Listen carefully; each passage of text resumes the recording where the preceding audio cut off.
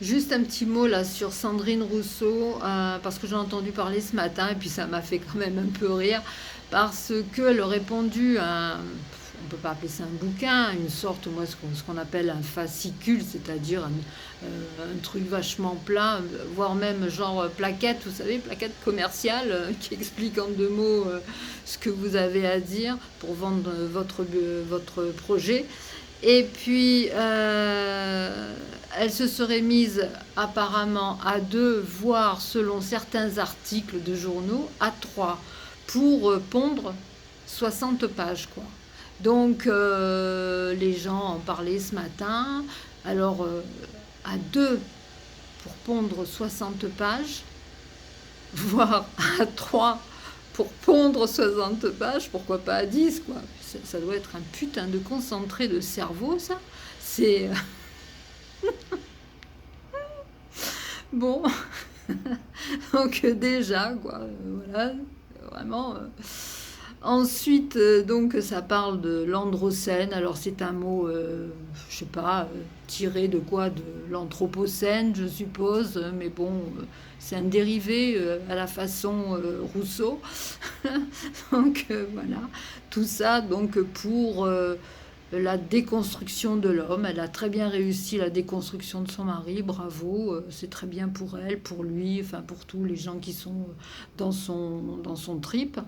Mais alors, en fait, là, donc, dans l'Androcène, elle fustige carrément donc l'homme, c'est-à-dire la pensée masculine, tout ce qui est les questions masculines, et bien la responsabilité, elle rend l'homme avec le sexe masculin, elle le rend l'homme donc responsable de tout ce qui arrive dans la société. Donc c'est pour ça qu'il faut déconstruire, déconstruire. Alors ensuite, donc, elle s'est encore, on va dire, faite remarquer parce qu'elle a dit qu'il fallait arrêter les mentalités, il fallait changer les mentalités en ce qui concerne le barbecue. À savoir que le barbecue, eh bien, c'est en général, c'est les hommes qui s'en occupent. Voilà, donc elle dit qu'il faut arrêter avec ça, comme son amie Clémentine Autain, qui l'a rejointe sur ce point en disant eh ben, il faut changer les mentalités. Mais les mentalités de quoi? Les barbecues, je suis désolée les filles, hein, les barbecues, il y a des nénettes qui allument les barbecues et qui s'occupent des barbecues. Hein. On n'attend pas les mecs spécialement. Euh, ça- donc le fait que c'est un homme qui allume le barbecue, ça veut dire que c'est viril. C'est ça, c'est viril. Donc il faut enlever la virilité de l'homme, si j'ai bien compris. Hein. Allez hop, exit.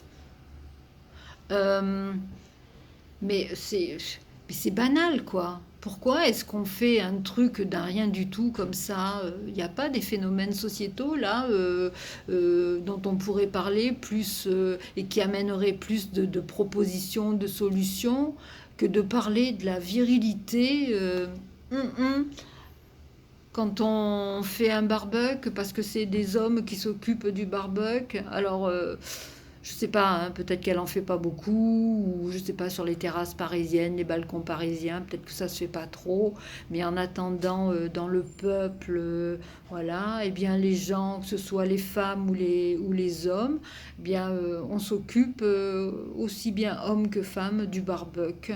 Voilà, on peut très bien faire griller des poivrons ou des tomates en même temps que de la viande.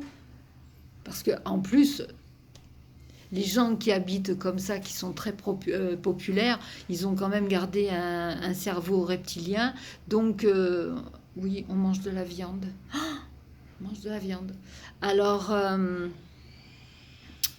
les femmes sont dans la cuisine, non pas au titre de la femme objet parce qu'elle est dans la cuisine. Elles sont dans la cuisine en train de préparer deux ou trois bricoles tout en papotant. Et les hommes sont dans le jardin ou sur la terrasse en train de préparer le barbecue tout en papotant. Je vois pas où est-ce qu'on met le curseur de la virilité dans le barbecue. Faudra qu'on m'explique. Hein. Voilà, donc bah, c'était pour, voilà, Sandrine, je sais pas moi, occupe-toi de vraiment de choses très importantes. Est-ce que vraiment c'est important ça, le barbecue, la virilité des hommes quand ils sont en train d'allumer le barbecue ou de retourner un steak ou je ne sais quoi, ou même un poivron.